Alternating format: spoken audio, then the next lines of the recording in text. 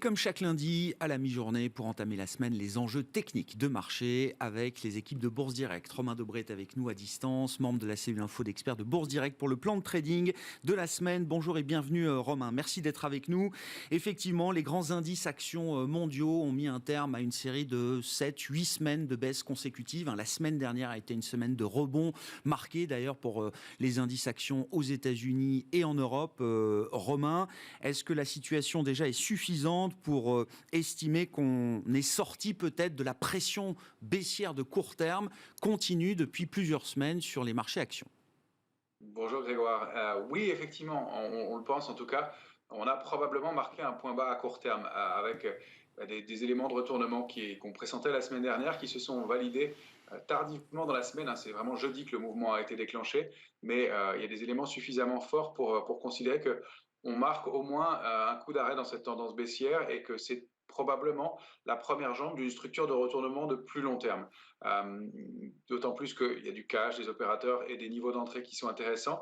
Donc, il se produit quelque chose. On a même un peu de soutien dans ce mouvement haussier, c'est-à-dire que la position ouverte sur le futur CAC 40 a progressé jeudi et vendredi au cours des deux séances de progression de 6700 contrats futurs. Donc, il y a un peu de soutien dans ce mouvement. Reste que les vendeurs avaient la main, qu'il y avait un peu de pression baissière et qu'il va y avoir des niveaux charnières à déborder, on va les détailler ensemble, mais que aussi les volumes pêchent un peu pour l'instant encore. Alors on va voir, ça peut venir et s'étoffer, mais on a besoin pour retourner un mouvement de marché que les volumes viennent en soutien. Et là pour l'instant c'est encore un peu modéré.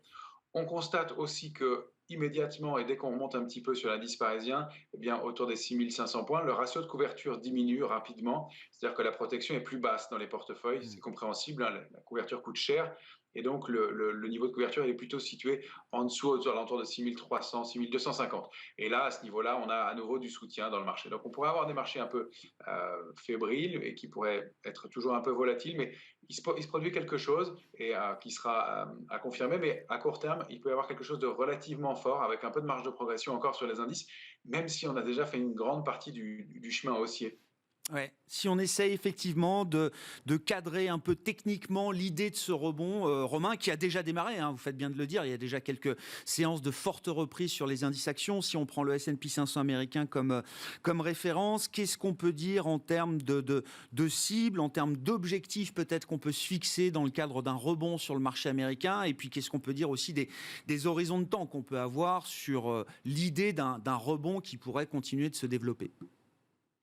Là, on a mis un coup d'arrêt à un mouvement baissier de plusieurs semaines, effectivement, en franchissant, vous le voyez, la ligne de tendance baissière qui était active depuis maintenant plusieurs semaines, effectivement, et de façon assez puissante, avec une divergence haussière sur le MACD qu'on a réindiqué ici, à un franchissement de 3972 points qui a déclenché un mouvement haussier. Alors, pour ce qui est de l'horizon de temps, pour revenir tout de suite à l'horizon de temps, probablement pendant quelques jours, voire peut-être quelques semaines, on s'est dégagé de ce problème baissier, mais on voit que la structure est petite pour l'instant et on n'a pas de figure de retournement haussière. Ça, c'est propre, par exemple, au S&P, on le voit bien ici, il n'y a pas une figure de retournement haussière. Il y en a sur les indices européens, ça c'est mieux, mais elles sont petites comparativement aux structures de retournement baissière qu'on a connues en face.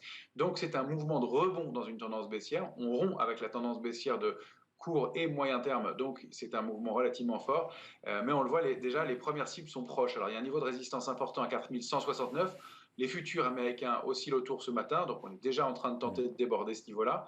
La première cible, c'est 4247 points sur le S&P. Et puis la cible idéale, l'extension, c'est aux alentours de 4367 points. Et la grosse résistance, c'est un peu sous les 4400 points, 4392. On pourrait envisager des extensions jusqu'à ce niveau-là. Ça fait encore 6, 5 à 7% de progression sur le S&P. Ça n'est pas négligeable. On voit qu'en termes de risque-rendement, rentrer maintenant, c'est un peu compliqué aussi. Donc, en stratégie, c'est un peu délicat. C'est pour ça que c'est toujours pas mal et ce marché nous y force d'anticiper les mouvements et de réagir assez tôt. Mais on a des petites résistances intermédiaires et puis des niveaux majeurs, 4169, qu'il va falloir travailler. Et la force du mouvement prouve que probablement on va aller peut-être aller chercher ces cibles assez rapidement. Qu'est-ce qu'on peut dire du niveau de stress de marché? Et c'est vrai qu'on regarde parfois les divergences qu'il peut y avoir entre différents indicateurs de marché. Est-ce que là, il y a une forme de cohérence entre le rebond qu'on observe depuis déjà quelques séances sur un indice comme le S&P 500 et le niveau de stress qu'on peut mesurer dans le marché à travers le VIX, par exemple, Romain? Complètement. L'intérêt de constater, j'ai repris ici un graphique qu'on avait déjà étudié avec des niveaux que j'ai indiqués qui sont un peu subjectifs, mais qui me semblent intéressants pour avoir des points de repère. On est revenu dans ce que j'ai appelé le niveau d'alerte, c'est-à-dire qu'on est toujours prudent sur le VIX, entre 21,50 et 28. On est quand même vigilant, les portefeuilles sont relativement couverts, mais on est revenu dans une zone qu'on n'avait pas atteint en clôture depuis plus d'un mois. Donc c'est important aussi, le marché se détend. On a ces deux mèches hautes au niveau de 39,30 que j'ai indiqué comme étant le niveau de panique, qu'on a touché par deux fois et il y a un rejet contre ces niveaux-là. Donc une détente et effectivement une grande cohérence à ce moment-là avec l'évolution de l'indice S&P lui-même. Et donc ce retour au niveau d'alerte, on voit qu'après il y aura vigilance puis optimisme. Et on est loin d'être en complaisance dans l'immédiat. Donc on a de la marge encore pour progresser et un indice de volatilité qui se détend assez significativement, mais qui reste tendu au-delà de 20, c'est quand même important. Ça n'est pas le niveau normal pour le marché, même si on le disait, le niveau de couverture est tout de suite moins important dès qu'on remonte un peu sur les indices. Donc il y a un vrai signal qui se met en place aussi du côté de la volatilité, et avec des pics haussiers qui sont à plus de 3 mois d'écart sur l'indice de volatilité et ces rejets qui indiquent qu'effectivement, il se passe quelque chose, il y a une réelle détente sur le marché. Oui, effectivement, qui se confirme aussi quand on regarde par exemple le dollar, l'indice dollar notamment, Romain. Il faut se rappeler que la baisse continue pendant cette semaine des marchés actions américains et dans le monde en général s'est accompagnée avec une accélération à la hausse du dollar contre la plupart des grandes devises mondiales. Là aussi, est-ce que la tendance à la hausse du dollar est en train de montrer au moins des signes d'essoufflement, Romain? C'est ça, c'est de l'essoufflement pour l'instant, avec un avalement baissier qu'on avait évoqué la semaine dernière. La bougie de la semaine dernière avait englobé la bougie de la semaine encore précédente, et on voit que ça s'est matérialisé par une baisse assez significative du dollar contre l'euro, un rebond de l'euro bien sûr en face, et un retour probable du dollar contre, alors soit un support qui est 101,05, soit le canal haussier de moyen terme qu'on avait débordé puissamment et qui pourrait servir d'appui. Donc il n'y a pas du tout d'invalidation de la tendance haussière de fond, mais une vraie pause marquée et qui est à l'image de l'excès, ou en tout cas de la puissance haussière qui avait eu lieu. Les mouvements sont assez brutaux aussi de ce côté-là, mais pour l'instant, juste une consolidation dans une tendance. Si on regarde à nouveau les objectifs, les cibles qu'on peut se fixer sur les grands indices actions, on a détaillé le S&P 500, comment est-ce que la situation se traduit sur le plan européen, Romain, si on prend comme référence l'Eurostoxx 50? Et là, comme je vous le disais, on a des cibles de retournement haussière sur les indices européens. Ça, c'est une bonne chose. Ça traduit effectivement un arrêt dans la baisse. Et cette structure de retournement en épaule, tête-épaule inversée, je ne l'ai pas indiqué, on la retrouvera sur le futur CAC 40 après, mais on a franchi cette ligne de coup puissamment. On a enregistré 5 séances d'affilée de hausse, et dont la séance du jour. Et on a débordé aussi la ligne de tendance baissière de moyen terme. Alors, on l'a débordé. Ça n'est pas acquis, c'est en séance pour l'instant, mais cette ligne de tendance baissière de long terme que vous voyez en bleu. Et donc, c'est important aussi parce qu'au-delà de la structure de retournement, on déborde ce niveau sous lequel on évoluait depuis plusieurs semaines maintenant et depuis le mois de février. Donc, c'est lourd de signification. En revanche, je vois que la cible idéale sur l'indice Eurostoxx, elle se situe à 3976, 76,5. Et donc, on en est relativement proche déjà, alors qu'on aborde un niveau de résistance majeur qui est 3870 points.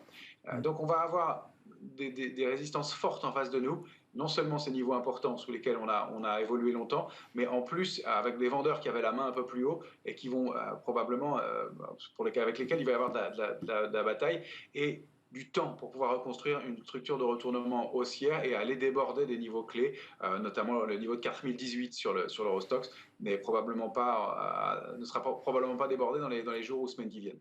Ouais, c'est un rebond qui va être testé effectivement par les opérateurs de marché, on l'a bien compris, Romain.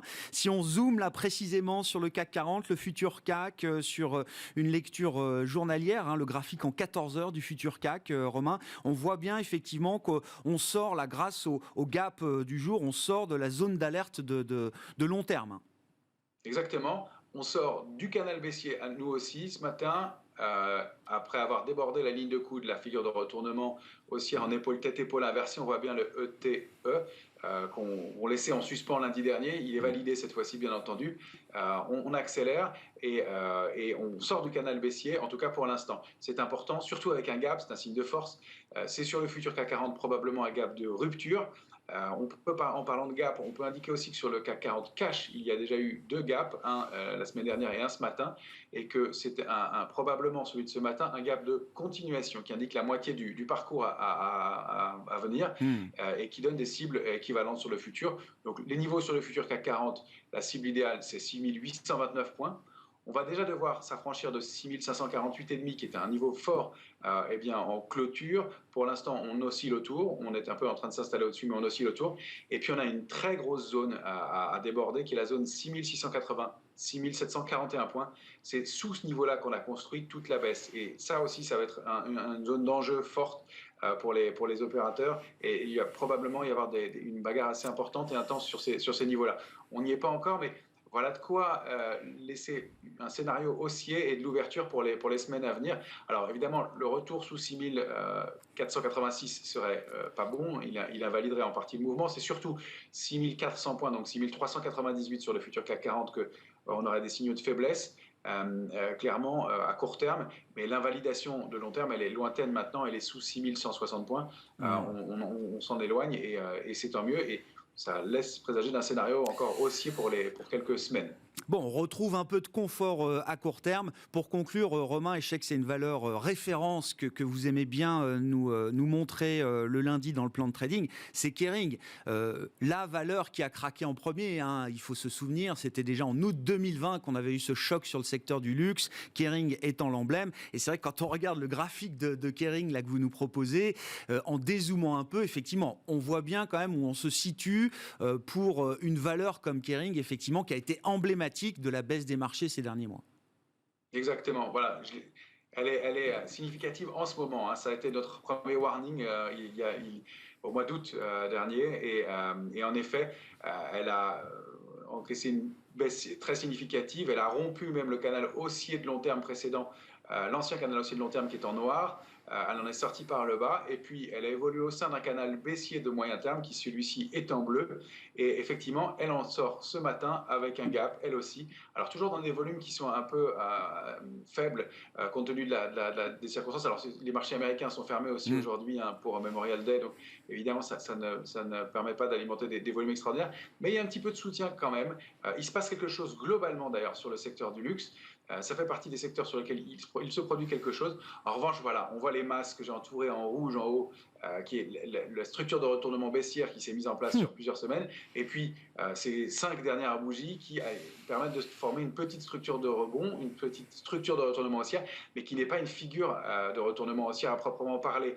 On peut donc imaginer qu'elle rebondisse encore, qu'elle aille chercher peut-être des cibles sous 593 par exemple, ou sous son ancien canal haussier de long terme, et puis qu'il y ait un reflux ensuite pour aller former peut-être ce qu'on appelle un double bottom ou une structure de retournement haussière plus forte. Et ça va pouvoir prendre du temps. Et je pense qu'elle est aussi, même dans ce mouvement de rebond, significative de la tendance de fond du marché. C'est-à-dire que ça n'est pas cette petite structure qui est entourée en vert, en bas à droite, qui va invalider ce gros mouvement baissier de plusieurs mois. Et c'est ça l'enjeu et les forces en présence, même s'il y a du mieux et même si pour un investisseur de long terme, on trouve des points d'entrée ici qui peuvent être probablement intéressants. Mais il y a fort à parier et les cycles l'indiquent aussi et le timing, avec le timing de l'été probablement qui va être compliqué, qu'on va revoir des points bas et que la structure n'est pas assez forte pour retourner le marché dans l'immédiat. On va probablement avoir des répliques baissières. Pour l'instant, le mouvement est en place et on en profite et on l'accompagne bien entendu. Soulagement de court terme, c'est l'idée qui domine depuis quelques jours désormais sur les marchés, avec toujours quand même ce message de prudence. On reste dans des marchés compliqués avec une ambiance compliquée et un environnement global qui reste compliqué évidemment pour les investisseurs. Merci beaucoup Romain. Romain Dobré avec nous chaque lundi à la mi-journée pour le plan de trading avec Bourse Direct. Romain, membre de la cellule info d'experts de Bourse Direct, qui était avec nous en visioconférence aujourd'hui, la semaine qui sera marquée, je le disais en introduction, par les chiffres d'inflation en zone euro. Et puis un rapport mensuel sur l'emploi aux États-Unis qui sera publié ce vendredi à 14h30.